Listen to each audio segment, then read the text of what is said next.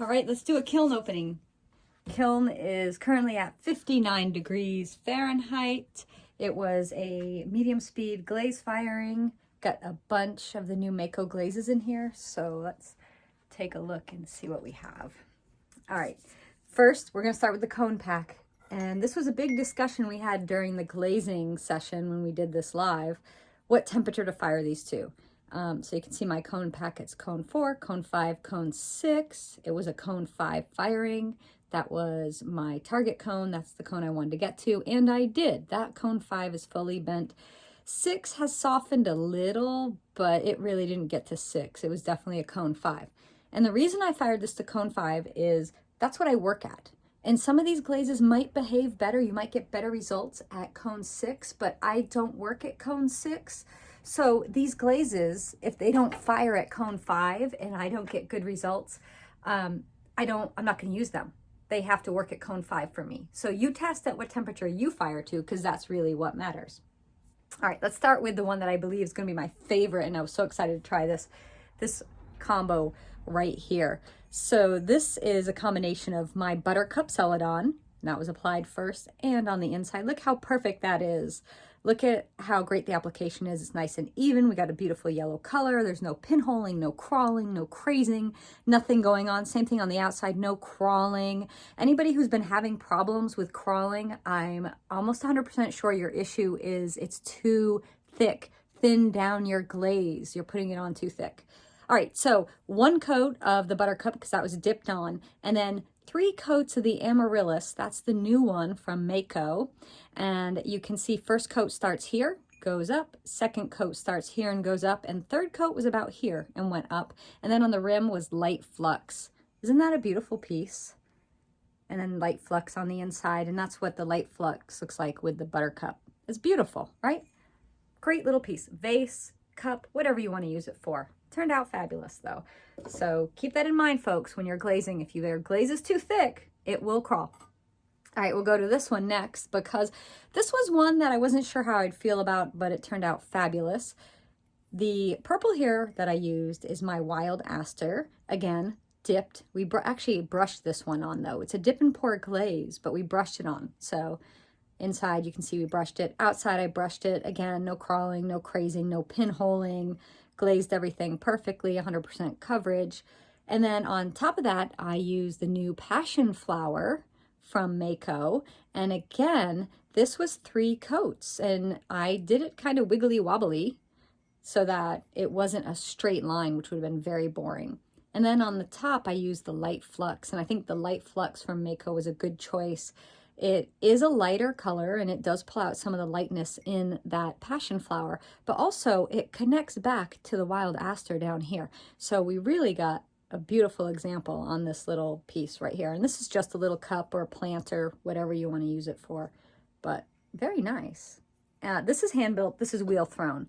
And you can really tell the difference. When we're hand building, we're not looking for these perfectly round forms. We want this more organic form. That's part of the feel that we have there. So look at that. Turned out great. So 2 for 2, right? We're batting 1,000 here. All right, so this is the one I was most interested to see. This is Riptide, another new glaze from Mayco. And I was concerned because a lot of folks have been using this and saying it doesn't turn out at cone 5 at all, that you really have to go to cone 6. But as you can see, cone 5, you can even see the 5? Well, it's kind of melty, but cone 5, look at the results I got with the Riptide. Now, this would be a glaze that you're not going to use on a food surface because it's a satiny matte glaze. It won't hold up well, so it's really not appropriate for dinnerware. So that's why it's on the outside of this hanging planter. You know, we have our holes in here, and it just looks phenomenal. Look at this. Isn't this amazing on texture? Perfect for this planter. So if you live at the beach, this would be, I mean, I don't live at the beach, but I still love this.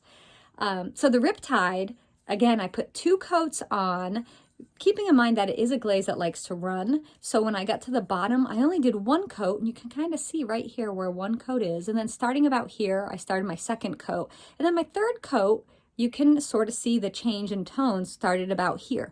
So I stepped it up with my coats so that it wasn't close to the bottom and I didn't have any running issues. I did put the light flux on the rim, and remember I showed you how to glaze that in this last week's Primetime tutorial. And on the inside we went ahead and used that sand dollar, and I wasn't sure if I would like sand dollar at all, but look at this.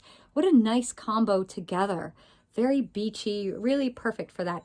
And the other interesting thing, there's only one coat of sand dollar down in the bottom of this, 2 coats up top, because it is a planter. There's no reason to fill it with 3-4 coats of glaze. You're just wasting your glaze. But look how beautiful this turned out. Again, that's the Riptide.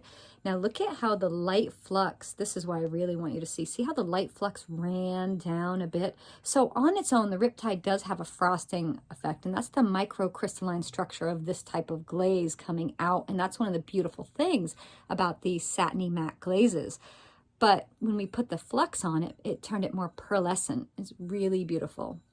It turned out lovely. Really happy with that one. So it's another winner, right? At Cone 5. People were concerned, Cone 5 won't get you results. Cone 5 gets you results. So this was a last minute toss it in because I wasn't sure if I would like it or not. I'm not a big, huge brown glaze girl. I like brighter colors, but I wanted to give this a try, and I'm so glad I did because look at this. This is the Peppered Plum from Mayco. And again, I did that 3 coats, and you can see the bottom, 1 coat right here, and you do get a little bit of a more flat brown color, but that's okay. We don't want to be so close to the bottom that we have running and dripping. So then the second coat you can see starts about here, and the third coat starts here. So we have 3 coats, really beautiful, the tones in here, and then the light flux on top. It is amazing. How yummy is this? It on a mug. So good. And yes, you can see texture. So deep texture. I think if you had a very shallow texture, it would hide that. But with this deep texture, look how beautiful that is. And then on the inside, I think I did 2 quick coats down inside there. But look at how beautiful this turned out. Look, we almost, oh, so close. We had a drip that happened. But look at how it pooled down here, but it didn't drip completely down. It's beautiful. It's lovely. Here's another little one. So the Peppered Plum, fabulous. So far, all the glazes really happy with. Now, the second shelf down in my little test kiln, I did some plates. And these are glazes I wasn't sure how I'd feel about, and I wanted to see what they would look like. So we've got those. Let's take a look and see. This is the Ivy. So yeah, that's pretty nice. I mean, I think Mayco's green tea is better than the Ivy personally, but the Ivy is a nice glaze. Now I do have another piece I glazed with the Ivy, but it didn't fit in the kiln. So that has to go in the next firing. So that's not ready. So it'll be interesting to compare the Ivy on a flat surface like this with texture versus, I have it right here, I can actually show you. Here's the Ivy on a vertical surface. So this has not been glaze fired yet. So this is the before, this is the after. So it'll be interesting to see what happens when I do fire this planter, which will be probably this next week at some point. We'll get that done. So Ivy, great for texture, has a nice yellow undertone. This is on Laguna B-Mix. Everything here has been on Laguna B-Mix 5. Just a really nice green glaze, but I do think I like Mayco green tea a little better myself personally, but both are good. Not discounting one or the other. So this was the Nimbus, which I think on a textured piece, you get this really nice charcoaly, graphite-y finish going on. You do see the texture.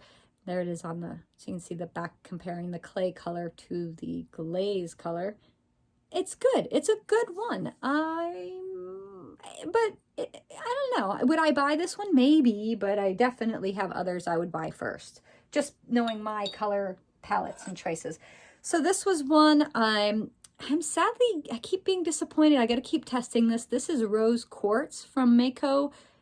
It's just not doing it. I don't know. I need to keep going with it. I'm going to do a vertical piece with it. Something like this planter here. You know, something that has lots of big texture so I can really see if this glaze can pop. But right now, it's just not, it's all right. It's all right. I like the rose gold from Georgie's better than the rose quartz. So if you're looking for this rosy tone, glaze, I would go with the Georgie's Rose Gold. Sorry, Mayco. I love Mayco, but you know, we have favorites, right? So now we're gonna get into a little test on these tiny trinket dishes. So this is Fossil Rock. It's a glaze very much like the Riptide in that it's a satin matte finish. I don't think a flat dish like this really shows it off. If it gives similar results just in these earthy beigey tones to the Riptide of the blue here, I would love it, but we're going to have to do more testing. So this is a test more. So I've got two so far. Definitely got to test more of these two on a vertical surface. So we'll see what happens when I do that. Now these two were just something to give a go with, to see how I like them. The gloss coral, if you're looking for a glossy coral glaze, there you go. You got it. It's just glossy and coral. You can still see the texture. It's a sweet little dish. And then the same thing with the gloss pink. If you're looking for a pinky dish, I will say it's very Pepto-Bismol-y. Not that that's a bad thing, but it definitely has that shade of pink going on with it. But again, if you're looking for a gloss pink glaze or a gloss coral glaze, they're fine. They're food safe. They'll get you what you want. Not a lot of excitement happening, but very sweet. So not bad. Just they are what they are, right? So these guys, overall, I'm really excited about the vertical pieces, not the flat pieces. As we get a lot of movement with these vertical pieces and you really see how a glaze melts and gravity pulls it down and we get this fluxing going on. I do love this. This is very sweet. You know, there's a lot of winning going on with this combination. So next I'm going to do a series of mugs and I'll use this in mugs. I'm pleasantly surprised with that peppered plum. That, so good. Oh my gosh. With the light flux on top, how yummy would a set of espresso cups be with this, right? Or bowls, some nice like chunky bowls that you could use for stews and things.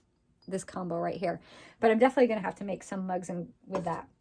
And as far as if you're a purple person and you love purples, I do think you're going to really like the passion flower. It's a deeper, darker purple than I usually go for, but it pairs nicely with my wild Astor. And so that lightens it up a bit. I feel like if we look at it like this, it's very dark and heavy.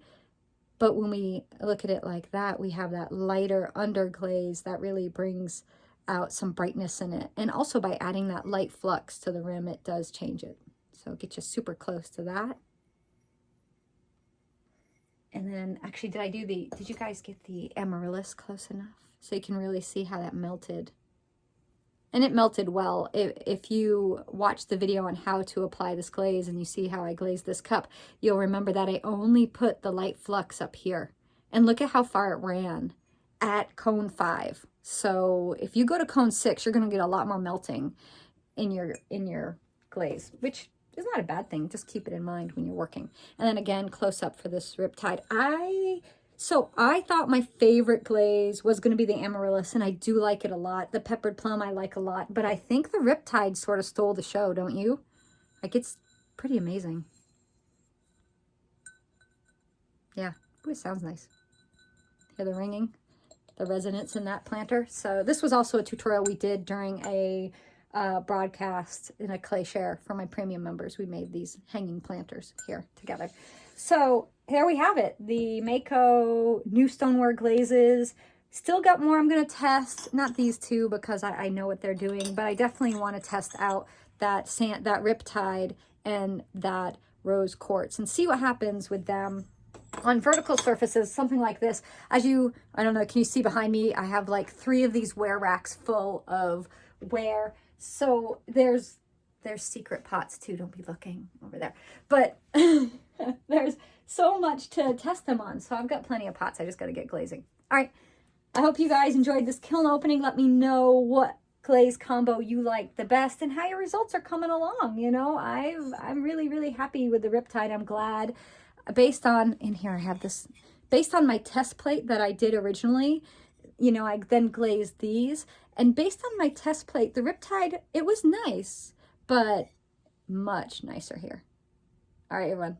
Thanks for being with me and watching this glaze kiln opening. I'll catch you all later. Bye, everybody.